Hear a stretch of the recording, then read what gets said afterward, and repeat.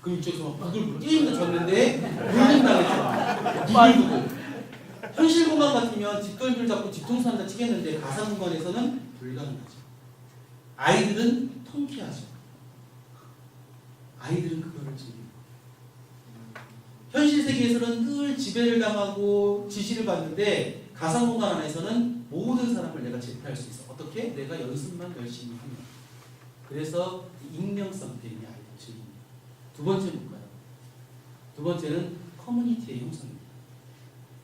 굳이 학교에서 동아리 활동을 할 필요가 없어요. 관심사가 학교도 아니고 성당도 아니고 이런 물리적인 공간이 더 이상 그냥 내가 접속만 하고 들어가면 얼마든지 내가 좋아하는 커뮤니티에 들어갈 수가 있어요. 그러니까 아이들은 더 이상 이런 친구들 필요 없는 거예요. 세 번째는 뭘까요? 시공간의 초월입니다. 시간이 많지 않아서 제가 좀 압축해서 나갑니다. 시공간의 초월이에요. 내가 접속만 하면 일본, 중국, 미국, 카나다 얼마든지 시공간을 초월합니다. 언어 능력만이 이런 것들이 아이들에게 집착을 하게 하는 그런 요소라는 것이죠.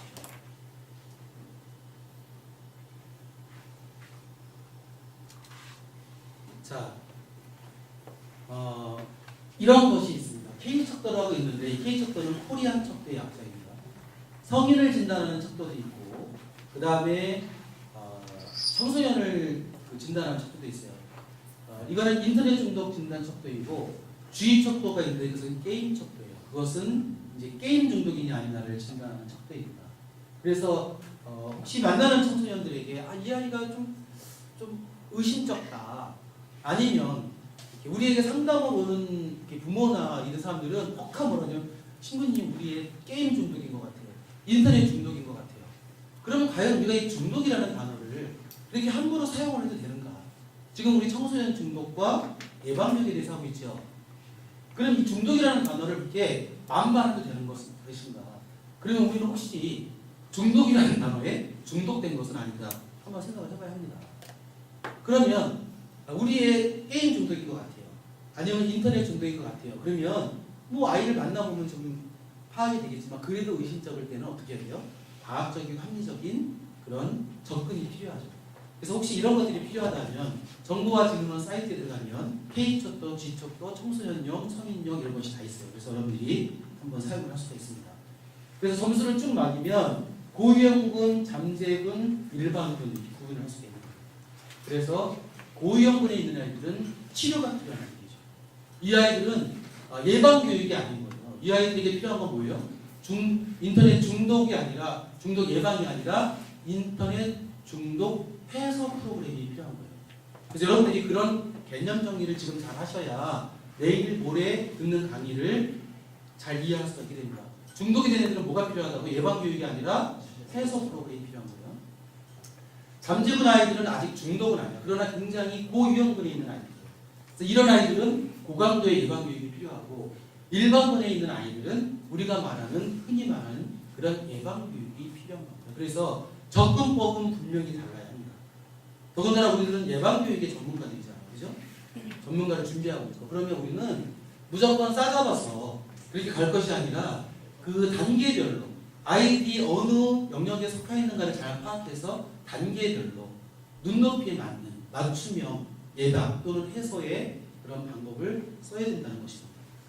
이거 못합니다. 48점 이하의 일반 사람들은. 자, 그러면 우리가 중독에 대해서 좀 이제 이야기를 좀 해야 됩니다. 중독이라는 말을 사용할 때 그 디펜던스라는 말과 에딕션이라는 말을 같이 병명을 해서 사용을 하고 있습니다. 한 가지 예를 들어볼게요. 여러분들 중독하면 가장 머릿속에 떠오르는 중독이 무슨 중독이에요? 알코올, 그죠? 네. 가장 일반 많이 알려져 있지 알코올. 나를 보는 이유는? 나는 알코올 테라피를 할 뿐이지 알코올 중독이 아니야. 또 다른 중독. 마약. 또 게임, 폰드, 스마트폰, 약물, 담배 얘기 못하는 거죠. 니코틴 중독을 얘기를 하고 싶은데 참 못하는 거죠. 자, 농담입니다. 자 그러면 알코올이나 니코틴이나 약물이나 마약이나 이런 것들은 몸으로 무엇인가가 들어갔어요. 그죠? 물질이 들어간 거예요. 그런데 게임 중독이나 인터넷 중독이나 핸드폰 중독이 몸의 물속으로 뭐가 들어갔나요? 그럼 그 같은 중독이라고 얘기할 수 있을까요? 근데 우리는 지금 중독이라고 얘기하고 있잖아요. 성어 뭐라고? 빙고. 정답이에요. 많은 의학자들이 부연 설명을 할게요. 의학자들이 그 물질이 들어간 사람과 들어가지 않은 사람의 뇌의 현상을 비교를 해본 겁니다. 그래서 이 알코올 중독이 있는 사람에게 굉장히 금단 현상이 와서 침을 흘리고 손을 떨고 눈이 풀렸을 때 칠로 알코올 비유해? 눈빛이 지금 거의 그 알코올이 들어갔을 때 나타나는 뇌의 현상과 인터넷을 사용을 못했을 때 나타나는 금단 현상 비슷한 것이 나타나는 사람이 인터넷 사용했을 때 나타나는 뇌의 명현 현상을 뇌파를 찍어보니까 거의 나타나는 현상이 같더라. 그래서 이것을 중독의 현상이라고 같이 분리를 할 수 있겠더라. 그러면 물질로 들어가는 몸으로 들어가는 물질이 없는데 그러면 같은 중독의 현상이 나타나더라도 이것을 좀 구분해야 되지 않을까. 그래서 어떻게 구분하냐면 물질 중독과 행위 중독으로 구분을 하는 겁니다. 처음에 알코올이나 니코틴이나 약물이나 이런 것들은 뭐예요? 본드나 이런 것들은 화학물질이 들어갔죠. 그것은 물질 중독이에요. 게임, 핸드폰, 또 스마트폰, 도박 이런 것들은 도박 중독도 있죠. 이런 것들은 행위 중독이라고 분리를 해야 하는 겁니다. 그러면 우리 아이가 중독인 것 같아요. 어머니가 어떻게 그렇게 표현을 할까요? 그냥 많이 사용하면 무조건 다 중독인가요? 그렇지 않다는 것이죠. 중독이기 위해서는 세 가지 조건이 충족이 돼야 됩니다. 금단 현상이 있고 내성 현상이 있고 그다음에 현실의 속에 부적응이 일어나야 됩니다. 내성은 뭐예요? 소주를 한 병 먹던 사람이 2병을 먹고 2병을 먹던 사람이 5병을 먹고 5병을 먹던 사람이 10병을 먹는 거예요. 컴퓨터를 1시간 하던 아이가 2시간, 3시간, 4시간, 일주일, 한 달. 그래서 뭐 PC방에서 막 죽는 일도 생기잖아요. 그래서 일주일 동안 뭐 그냥 그것만 하고 있다가 쇼크 사고 죽죠. 이런 내성이 있더라. 그 다음에 금단 현상입니다. 알코올 중독이나 이런 사람들이 술을 안 먹으면 아까 예대로 굉장히 뭐 손을 떨림이 온다든가 아니면 침을 흘린다든가 아니면 눈이 기승치에 풀린다든가 뭐 이런 현상들이 나타나요. 이게 내성이 나타나는 거예요. 아니 금단 현상입니다. 금단 현상이 나타나는 거죠. 그런데 또 마찬가지로 컴퓨터를 거의 중독인 아이들 학대를 보니까 굉장히 신경질적인 반응을 보인다든가 뭐 이런 것들이 나타나는 내성이 금단 현상이 생긴다는 것이죠.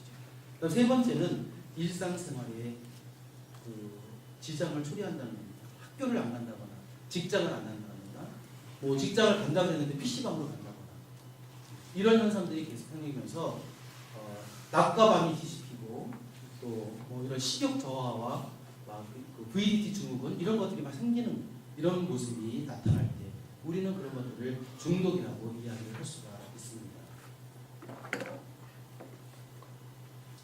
게임 중독에 걸린 아이가 싹싹 불러. 이걸로 카이를. 초등학교 어린 아이를 살해한 사건이 벌어졌죠.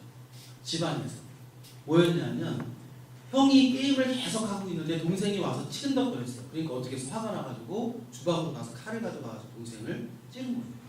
그래서 그 아이를 상담을 하다 보니까 이 현상이 나타나요. 과상과 현실을 구분하지 못한 거죠. 그러면서 그 아이가 하는 얘기가 내가 게임을 할 때 저렇게 죽였는데 리셋을 누르면 다시 살아나니까 내 동생도 다시 살아날 줄 알았어요. 리셋 기능의 오해예요. 실제요. 이거 어쩌면 내일 한혜수 선생님이 하는 그 실내에 나올지도 모르겠는데 그런 모습이 아이들에게 담겨져 있다는 것이죠. 자, 핸드폰 정치하고 쇼핑 중독. 남자 아이들이 주로 중독에 걸리는 그 현상을 보면 인터넷 중독이나 게임 중독이 많고요. 여자 아이들은 쇼핑 중독과 채팅 중독이 많아요. 택배사원이 저희까지 배달한 주인다 그런 게 때가 이제 그게 확인을 할수록 그게 계속 막 점점 가까워지잖아요. 이거는 그럼 그게 기분이 되게 좋아요. 게다가 미영이는 인터넷 쇼핑몰의 판매 순위까지 기록한 뒤 높은 순위의 물건을 사들이는 등 게임을 하다가 쇼핑을 즐기고 있었는데요. 그러니까 이제 또 해결해야 돼. 안 하면 만약에 제가 그 일을 쉬면요, 순위 확인하는 일을 쉬면 제가 정말 쉴 때 다른 사람들이 더 좋은 물건을 찾을 수가 있잖아요. 그러면은 그 느낌이 진짜 너무 그래요. 좀 적당히 내가 한 달에 늦었구나. 다른 사람들은 내가 쉴 때 이렇게 부지런히 쉴 수 있어요. 그죠? 느낌 있어요. 느낌, 내가 미영의 느낌을 알아. 나도 내가 뭔가를 주문을 했는데 그것이 택배 기사님이 오늘 몇 시쯤 10년 본 고객님 신현별이라고 해요. 별일이잖아요. 실명을 안 이렇게 말해요. 도착합니다 그러면 괜히 막 기분이 좋아집니다. 내가 그게 신청한 그대로 물건이 그대로 올까? 아니면 뭐 미영이가 그 느낌을 나는 거예요. 자, 그리고 이 안에는 그거죠. 52의 리스트, 신상에 대한 이것을 자기가 쫙 깨고 있어야 되고 그것을 못 사면 남한테 뒤지는 거라고 이런 것을 즐기는 겁니다. 자, 그럼 이런 아이들이 나타나는 현상이 어떨까요? 낮과 밤이 뒤집히죠. 당연합니다. 아이들이 컴퓨터를 하기 좋아하는 시간은 언제예요? 부모님이 잠든 시간이죠. 자, 겨울방학을 하고 있는 아이들에게 그 취침 시간을 조사를 해봤더니 잠자는 시간이 12시에서 새벽 2시 사이고요. 일어나는 시간이 9시에서 11시간이에요. 겨울방학들이. 네, 아이들이 병가 낮이 이렇게 뒤집히면서 늦어지는 거죠. 그러니까 나타나는 현상이 어때요? 잠이 부족해지니까 집중력이 떨어지죠. 그리고 VDT 증후. 이건 뭐냐면 비디오 디스플레이 터미널이라고 해서 터미널은 이 화면을 말하는 거예요. 컴퓨터 화면. 그래서 아이들이 컴퓨터 할 때 이렇게 앉아서 하는 애들 별로 없잖아요. 이렇게 하고 있고 이렇게. 그래서 나도 조금 그런 현상이 있는데 되게 잘하고 등이 굽고 목이 아프고 빠지고 잘하고 그런 현상이 나타납니다. 그 다음 피곤하니까 어떻게 돼요? 굉장히 성격의 변화가 없고 까칠해지고 다른 사람들하고 대인관계를 잘 하지 못합니다. 그리고 가치관의 변화가 일어납니다. 학교는 갈 필요가 없어요. 왜? 아까 말한 대로 나는 내가 원하는 커뮤니티에 얼마든지 가서 새로운 친구를 만날 수 있으니까 더 짜릿하죠. 또 게임 공간만이 나를 만족해 주는 것이 아까 말한 대로 그 익명성 때문에 또 부모님은 게임을 반대하는 존재라고 생각하죠. 그래서 아이들이 게임에 빠져 있거나 이랬을 때 부모님이 해서는 안 되는 행위가 있어요. 이게 뭐냐면 아무개야 밥 먹어. 네 갈게요. 아무개야 밥 먹으라니까 간다니까요.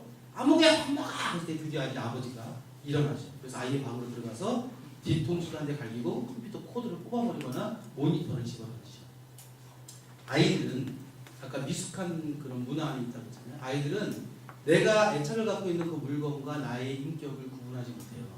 그래서 컴퓨터를 꺾거나 컴퓨터 화면을 집어던진 것은 아버지가 그것에 대한 화를 표시가 아니라 나에 대한 폭행이라고 아이들은 생각을 합니다. 나와 내가 좋아하는 물체에 분리감이 없는 것. 그래서 그런 것을 굉장히 조심하셔야 합니다. 자, 인터넷 속 페이는 나의 쟁취 대상이에요. 내가 이기고 싶은 것들. 그 다음에 폭력과 성에 대한 분화감. 아까 우리 여러 가지 비디오를 통해서 봤죠. 대인관계에도 변화가 옵니다.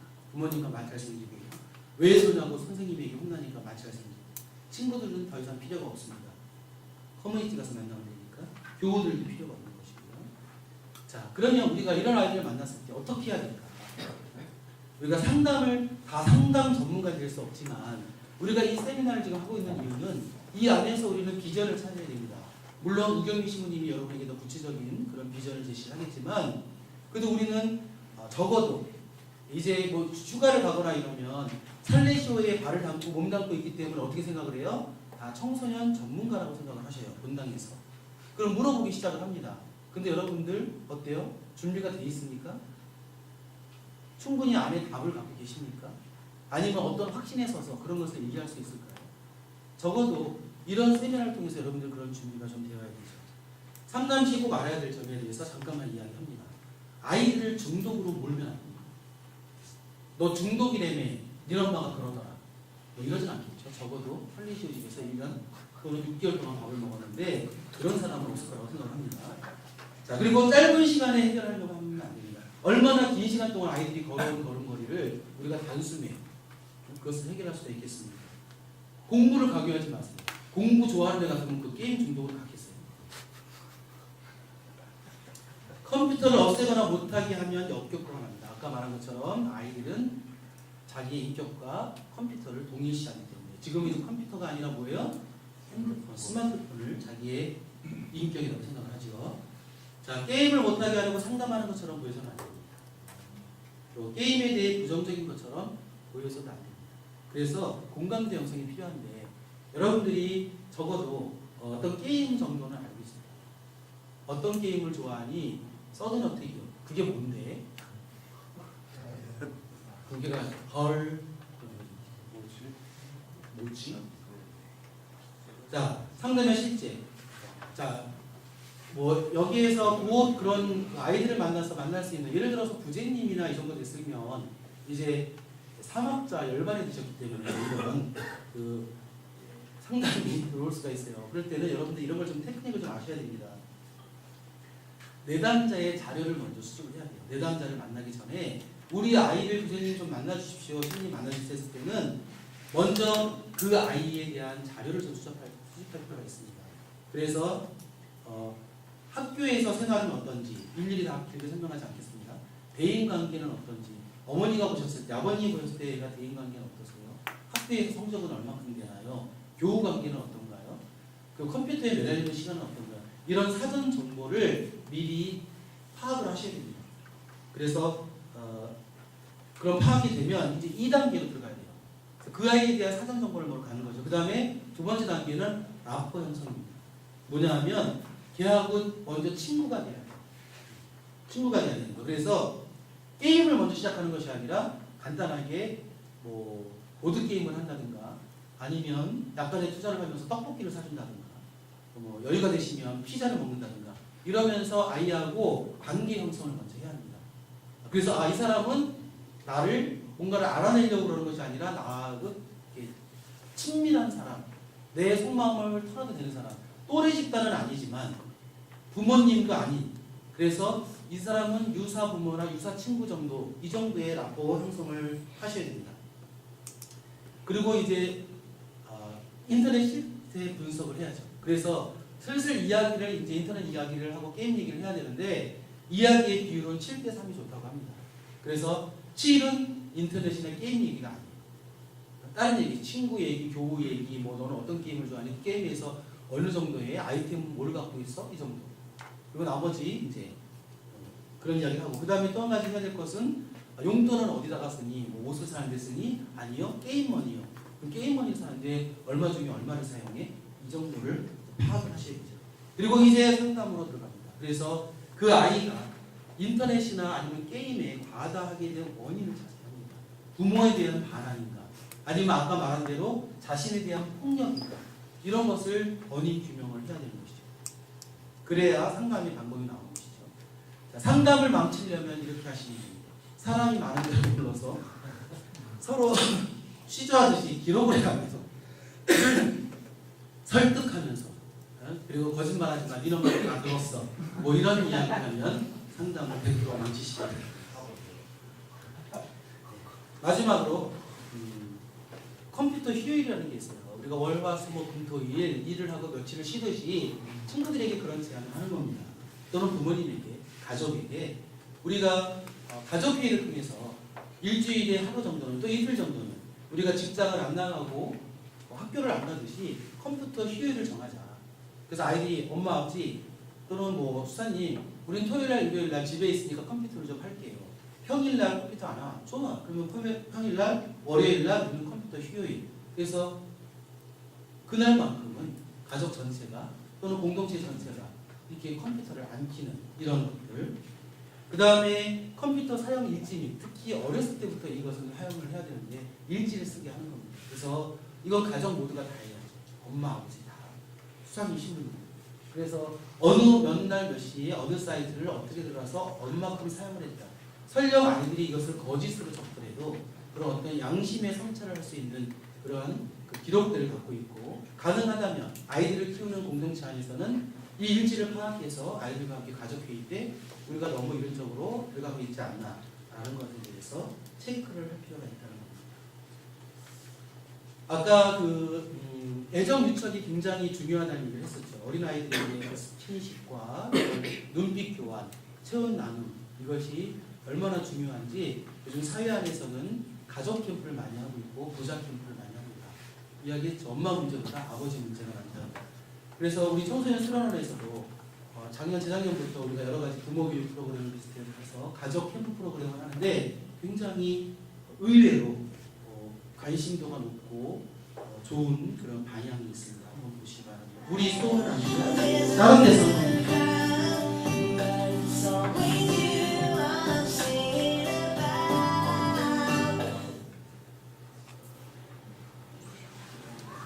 지난 10월 부여에서 열린 유치원 캠프. 그간 직장 생활에 바빠 또 술 때문에 아이들과 보낸 시간이 적었던 아빠들도 함께 참여했습니다.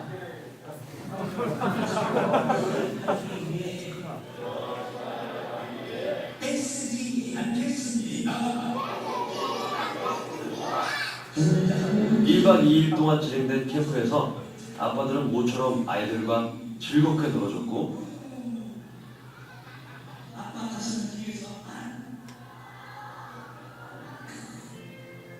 아이들을 꼭 안아주는 시간을 가졌습니다. 아이가 커가면서 점점 줄어드는 게 바로 아빠와의 접촉입니다. 이 심장소리는 자주 들어야 합니다. 그동안 자주 못 들은 것은 그냥 꼭 안아주는 것만으로 아이는 눈물을 흘립니다. 사랑하는 마음은 있지만 표현하는 방법을 잘 모르는 아빠들. 그래서 이렇게 따로 포옹 수업이 진행됩니다. 제가 저 알로니성 피부가 제일 힘든 게 뭐냐면 뺨 붙이는 거.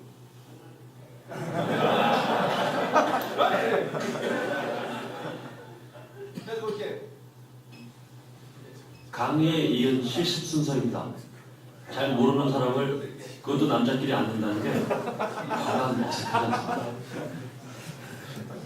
않습니다. 다른 있는 사람을 오늘 캠프에 같이 온 우리 아이라고 생각합니다. 맞습니다. 그런데 한두 번 거듭해가면서 자세도 표정도 조금씩 진지해집니다. 20대 때 우리 엄마 가서 이렇게 안아주는 거지. 근데 입대할 때 안아봤나? 대대할 때 안아봤나? 휴가 때 안아봤나? 그게 우리 아버지 안아본 적이 있나? 나도 아버지가 되었는데 가장이 신경 쓰고 신경 쓰고 알아요. 그래서 내가 그 아버지를